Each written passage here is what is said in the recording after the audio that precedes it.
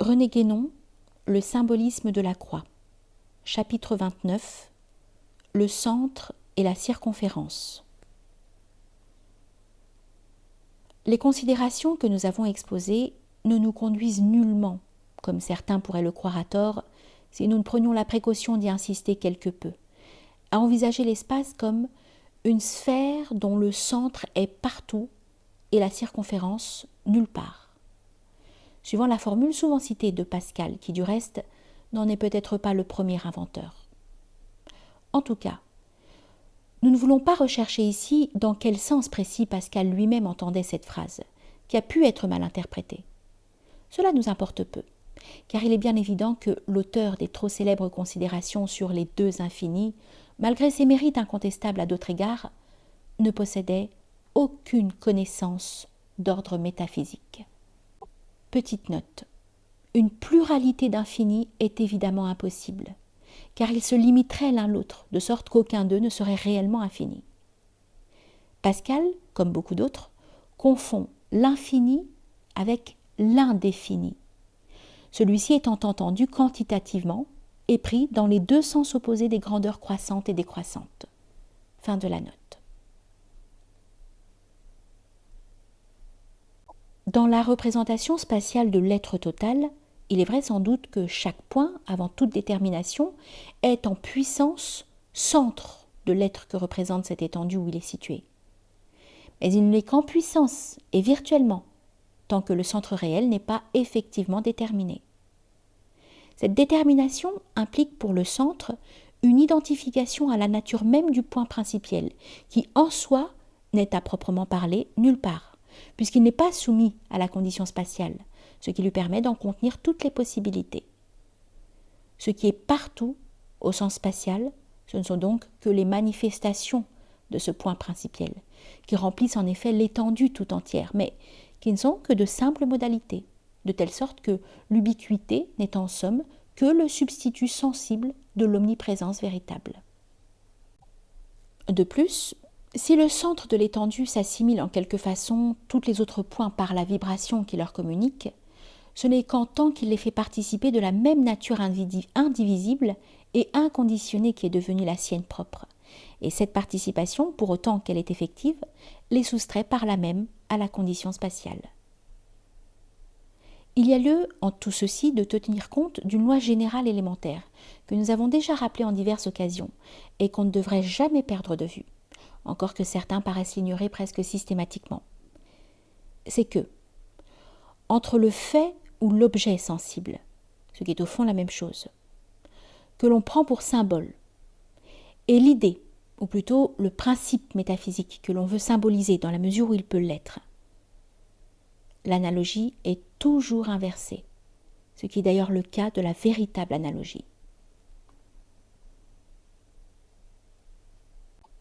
Ainsi, dans l'espace considéré dans sa réalité actuelle, et non plus comme symbole de l'être, aucun point n'est et ne peut être centre.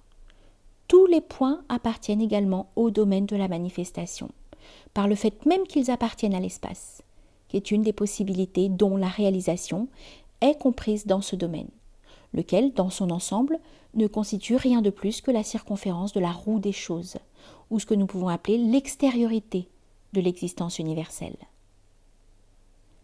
Parler ici d'intérieur et d'extérieur est d'ailleurs encore aussi bien que de parler de centre et de circonférence, un langage symbolique, et même d'un symbolisme spatial. Mais l'impossibilité de se passer de tels symboles ne prouve pas autre chose que cette inévitable imperfection de nos moyens d'expression que nous avons déjà signalés plus haut.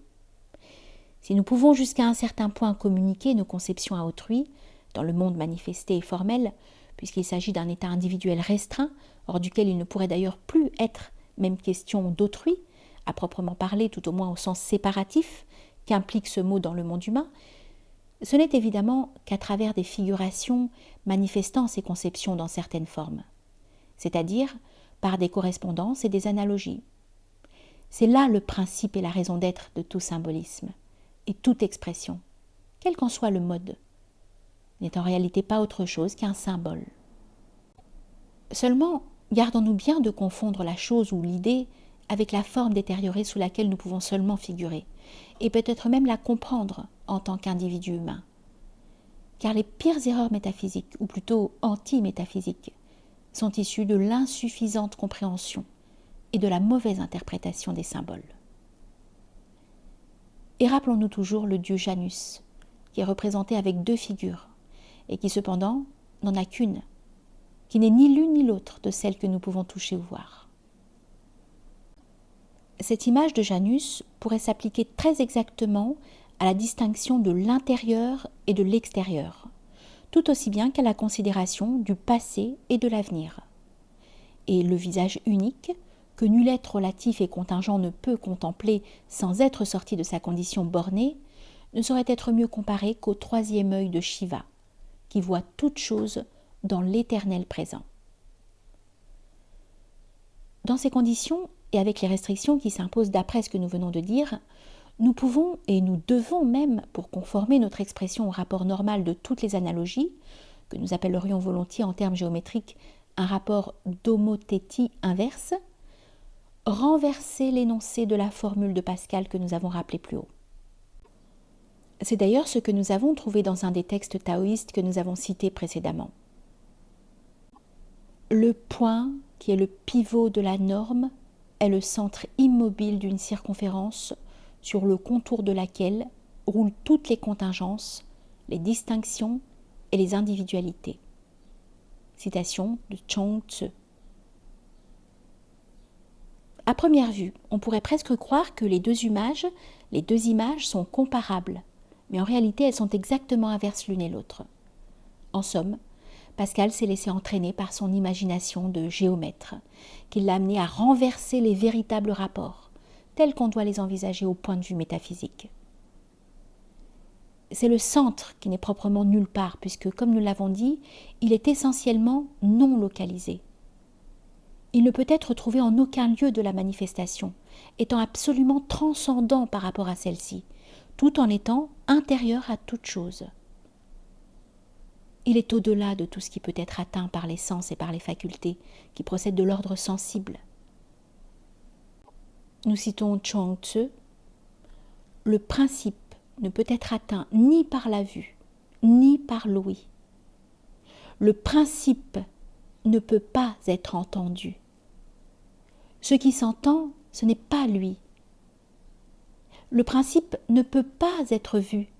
Ce qui se voit, ce n'est pas lui. Le principe ne peut pas être énoncé. Ce qui s'énonce, ce n'est pas lui. Le principe, ne pouvant pas être imaginé, ne peut pas non plus être décrit. » Fin de citation. Tout ce qui peut être vu, entendu, imaginé, énoncé ou décrit appartient nécessairement à la manifestation, et même à la manifestation formelle. C'est donc en réalité la circonférence qui est partout, puisque tous les lieux de l'espace, ou plus généralement toutes les choses manifestées, l'espace n'étant ici qu'un symbole de la manifestation universelle, toutes les contingences, les distinctions et les individualités ne sont que des éléments du courant des formes, des points de la circonférence de la roue cosmique. Donc pour résumer ceci en quelques mots, nous pouvons dire que non seulement dans l'espace, mais dans tout ce qui est manifesté, c'est l'extérieur ou la circonférence qui est partout, tandis que le centre n'est nulle part, puisqu'il est non manifesté. Mais, et c'est ici que l'expression du sens inverse prend toute sa force significative, le manifesté ne serait absolument rien sans ce point essentiel, qui n'est lui-même rien de manifesté, et qui, précisément, en raison de sa non-manifestation, contient en principe toutes les manifestations possibles, étant véritablement le moteur immobile de toute chose, l'origine immuable de toute différenciation et de toute modification. Ce point produit tout l'espace, ainsi que les autres manifestations, en sortant de lui-même en quelque sorte, par le déploiement de ses virtualités en une multitude indéfinie de modalités, desquelles il remplit cet espace tout entier. Mais quand nous disons qu'il sort de lui-même pour effectuer ce développement, il ne faudrait pas prendre à la lettre cette expression très imparfaite, car ce serait là une grossière erreur. En réalité, le point principiel dont nous parlons, n'étant jamais soumis à l'espace puisque c'est lui qui l'effectue, et que le rapport de dépendance ou le rapport causal n'est évidemment pas réversible, demeure non affecté par les conditions de ces modalités quelconques, d'où il résulte qu'il ne cesse point d'être identique à lui-même. Quand il a réalisé sa possibilité totale, c'est pour revenir, même sans que l'idée de retour ou de recommencement soit cependant aucunement applicable ici. Nous disions c'est pour revenir à la fin qui est identique au commencement, c'est-à-dire à cette unité première qui contenait tout en principe, unité qui est en lui-même considérée comme le soi, ne peut en aucune façon devenir autre que lui-même, ce qui impliquerait une dualité, et dont par conséquent envisagé en lui-même, il n'était point sorti. D'ailleurs, tant qu'il s'agit de l'être en soi, symbolisé par le point, et même de l'être universel, nous ne pouvons parler que de l'unité, comme nous venons de le faire.